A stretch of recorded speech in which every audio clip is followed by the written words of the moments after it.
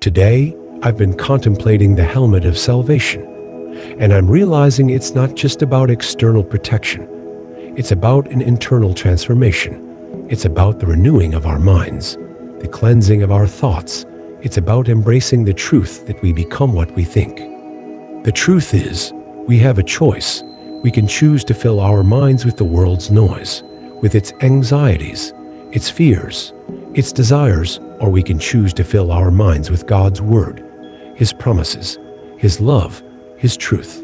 The more we set our minds on His truth, the more we choose to think about the things of God, the more we meditate on His Word, the more we will become transformed.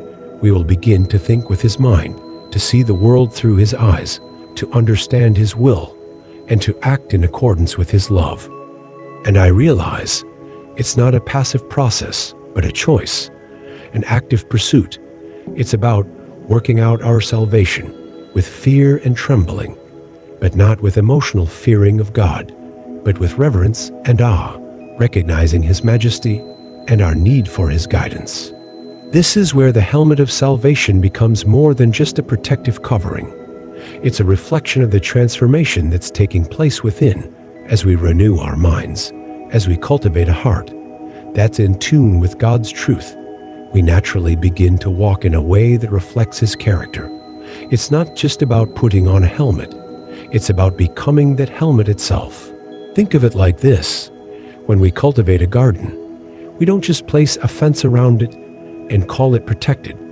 We till the soil. We plant seeds. We nurture the growth. And as the plants grow, they become stronger. They bear fruit. And they create a natural barrier against weeds and pests. The same is true for our hearts and minds as we work out our salvation, as we choose to think God's thoughts, as we allow His Word to transform us. We become more and more like Him.